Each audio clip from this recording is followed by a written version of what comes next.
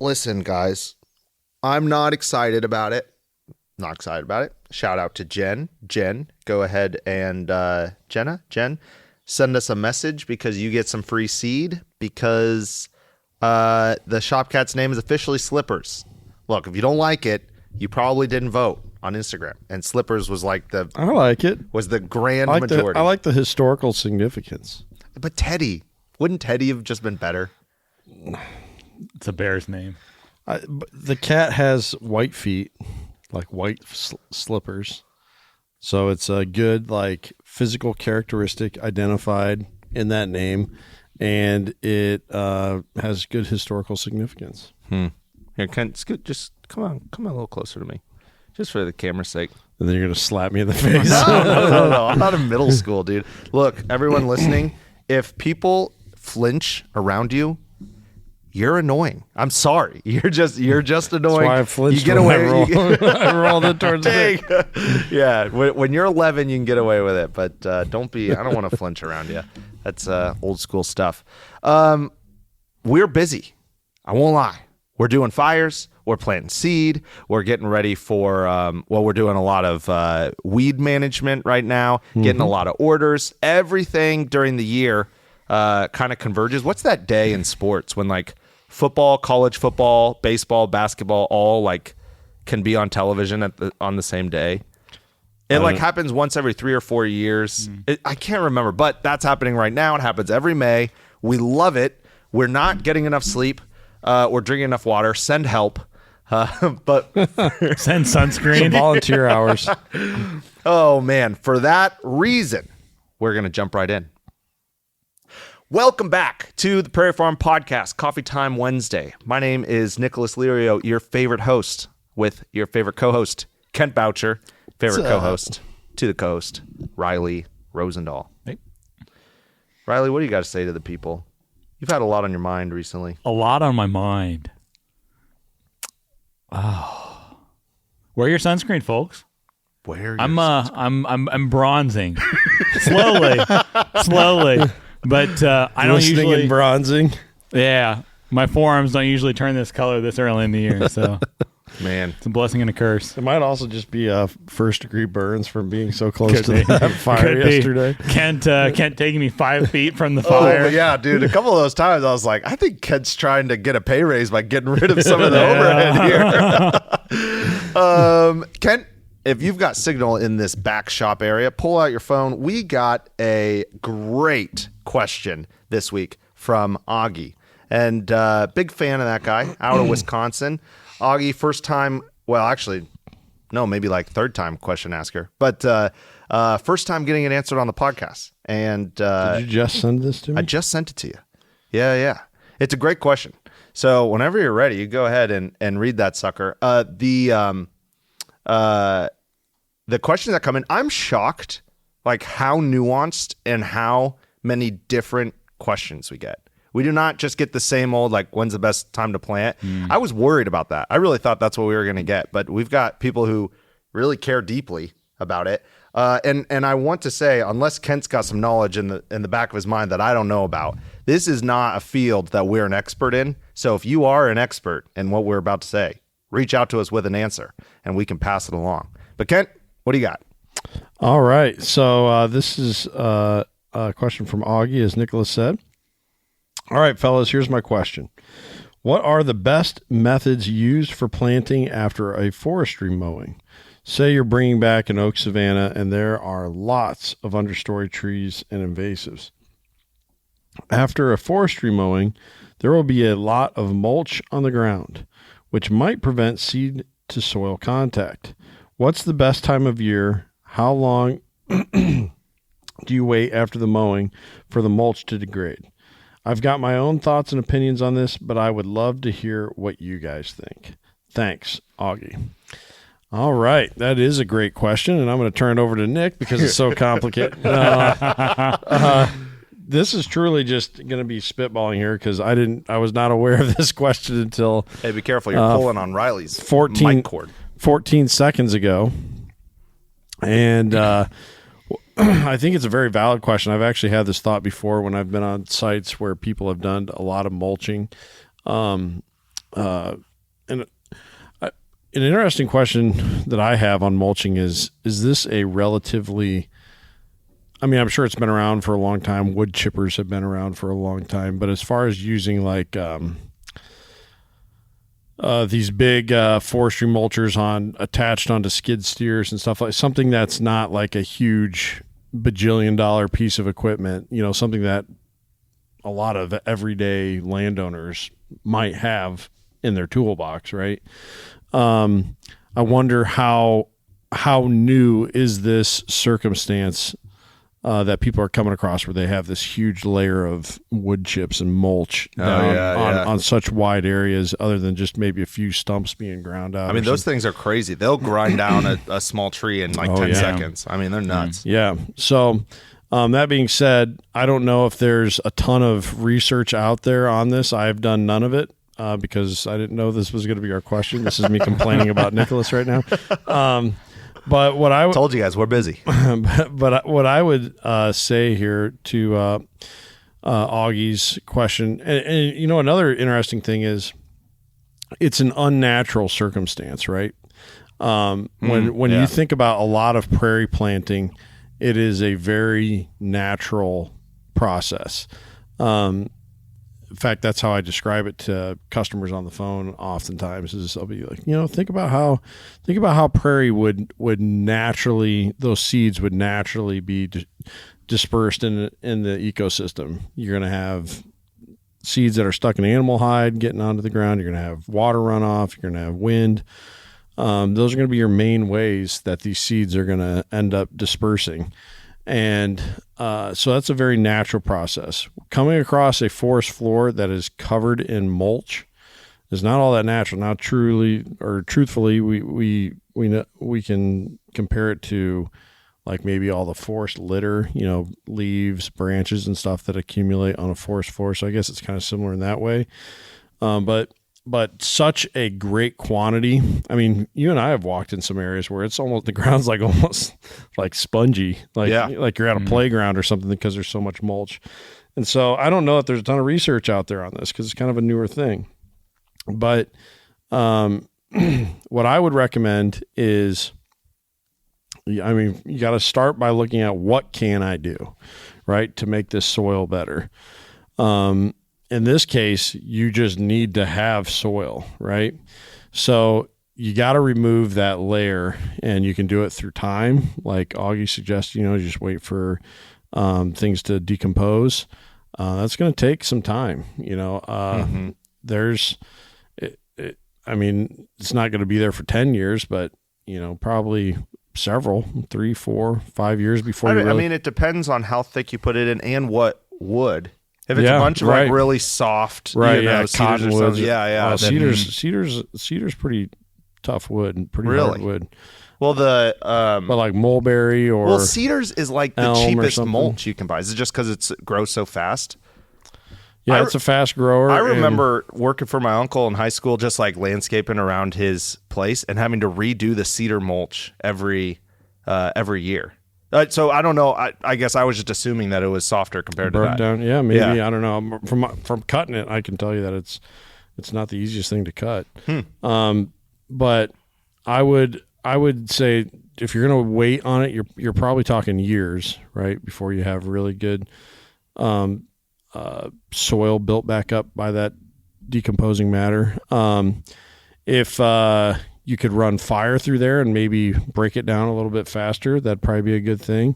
That might be challenging though, in each circumstance, especially if there are a lot of cedars or a lot of other evergreen species in there, just because they have a different, what's it called? Is it resin? Resin, the really flammable material that's in sap, that you probably aren't going to want to run a fire through a timber like that. If there's a way you could scrape the ground really well, maybe get in there with a skid loader bucket or some kind of brush, maybe like one of those brushes they use for clearing sidewalks and stuff on the front of skid steers, like clearing the snow off of them and stuff. Maybe you could use something like that and kind of push, some of that debris away. maybe raking if you don't have access to heavy equipment, stuff like that. And then as far as when's the best time of year to plant a lot of forest or woodland species, I think a lot of those do need stratification as well, cold stratification. Yeah. I'm trying to think of like blue phlox and Virginia spring beauty and trout lily and stuff like that. So those Jack in the pulpit. yeah. Those I think a lot of those species need some stratification. So if that's the case, then plant in the fall. If not, then as soon as you can when you're going to have good moisture. So really the only time that you don't want to plant a prairie plant is if you're setting it up to have some quick growth and then get hammered by a killing frost, or if you're going to plant it and then it's going to be a long drought. Yeah. So June through October, I would not plant. Right. But especially in Wisconsin, actually, you could go. Most places you can go halfway into June. You start getting Missouri and further south, I wouldn't plant really into June. As far as grasses that grow well in timbers, a lot of the wild rye are shade tolerant.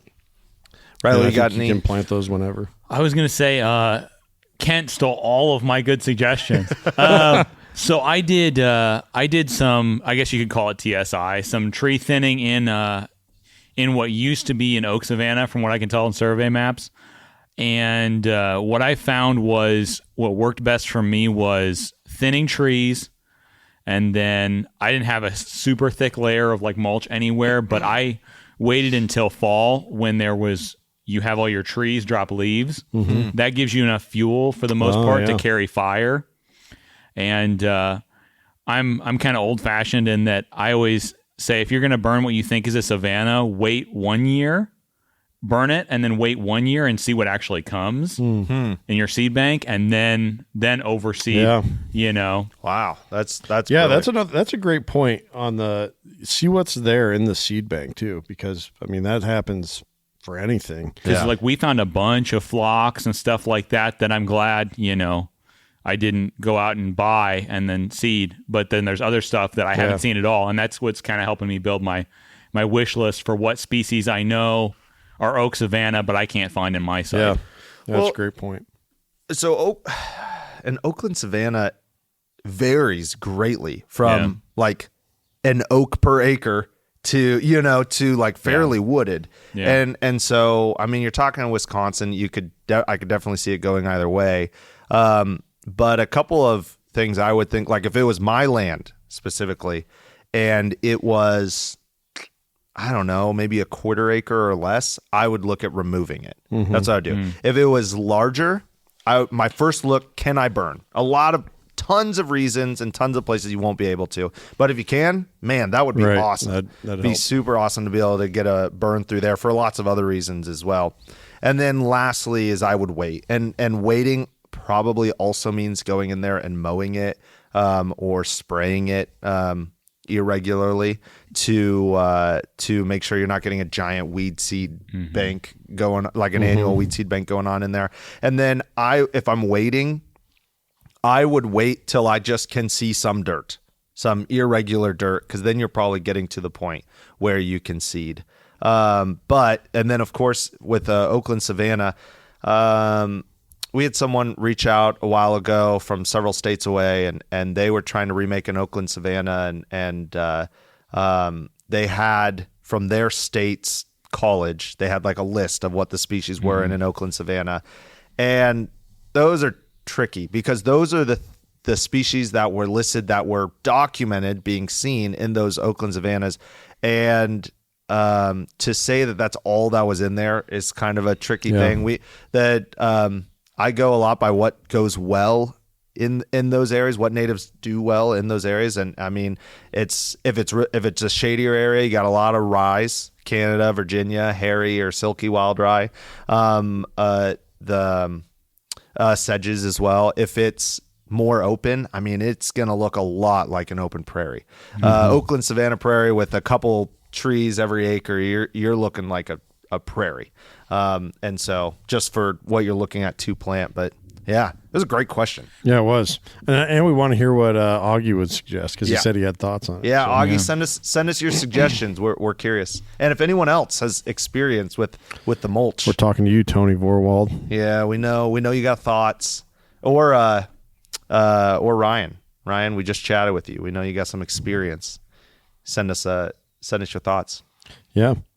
Cool. Who's got topic? So we were talking about this while we were outside, removing weeds. We were maintaining our fields and trying to figure out which topic we were going to bring up. I like the one you had. I think it was brilliant. I think it's such a cool thing.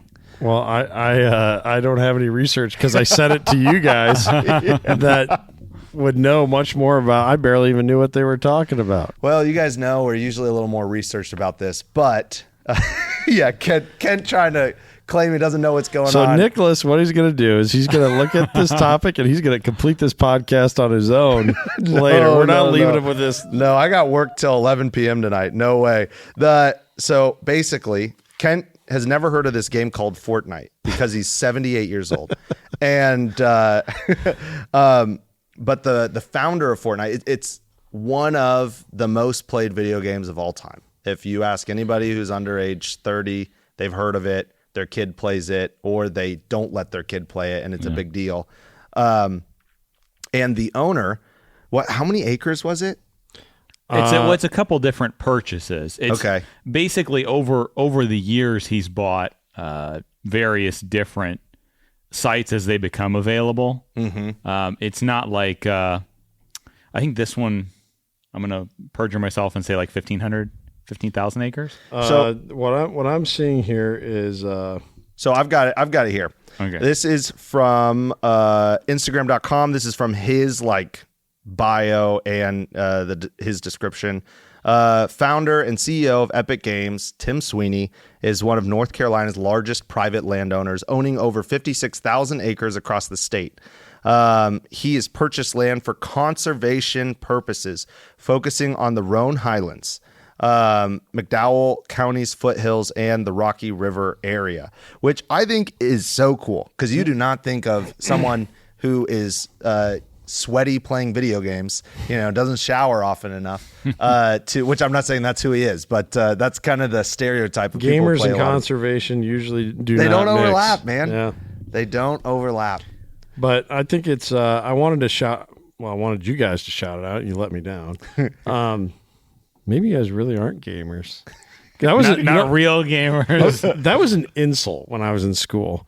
And then when I started teaching school for a while, I realized people wore that as it used to be an insult, as like a badge of honor. You wore a T-shirt that said gamer on it. I was like, dude, someone's going to see you. Take that thing. Quick. You're trying to protect the students. You didn't realize you're just old. But no, I think it's good to shout out people who are doing the right thing like that. I don't even know anything about this person, but they're just doing the right thing. They're buying this land that they said, hey, I have at my disposal funding to make a big difference. Mm-hmm. And this is something that I think is worthwhile making, where I can make a difference at. And I think it's just so cool to see that. And it's, it's not just, man, I got all this money. How do I turn that money into more money? Mm-hmm. It's truly seeing value beyond the dollar. Well, and what I really like about it is the value he's not spending it on 10,000 cheeseburgers that in 2 days they're gone, and now there's no that money, and that thing doesn't exist anymore. He spent that money on value that'll last, at least his lifetime. Well, and if I read correctly too, his long-term plan, when somebody says, oh, I'm the largest landowner in a state, people go like, oh, that worries me, but because of land access. But he has said publicly that his plan was to transition these lands either to state or some sort of managed ownership. So it's not like a trust or something like that. But That's the trouble awesome. is that, and here in the state of Iowa, Neil Smith is something that is pointed to often. It's a large area, but they can't always, as a government related entity, they can't always buy things when they come up or manage them the way they want to unless there's funding. Yeah. So it might be one of those things where it takes, he's got 15,000 acres here or there. Yeah. That, some of it goes now to this place that can manage it and things like that. Oh over yeah, time. like almost divvy it up for private land managers to bid on sections. That would be interesting to like bid on sections of it, and they say, hey, we'll take care of these 2,000 acres for this much per year, and then he sets aside millions of dollars for perpetuity purpose. I mean I don't know how much he's worth, but it's got to be hundreds of millions or billions of dollars. This is truly one of the most that Fortnite is like up there with Netflix with how much attention it takes from kids. I mean, it's incredible. So the resources he's got have to be borderline unlimited, and I'm glad he's using it. I think that's a good point. Like, consolidation can be scary no matter what it is, because then you're just trusting that person has their goodwill. Yeah. But it is interesting. We got to give Tim his flowers. He's doing the right thing with the land. Props to you, everyone. We got to go. Dad just pulled in. We're burning today. We got a lot of fire and a lot of weeds to destroy. 3 biggest fields. Oh boy. So if you are interested in getting your question answered or attempting an answer like we did here today, social@theprairiefarm.com, and we will talk to you again next time.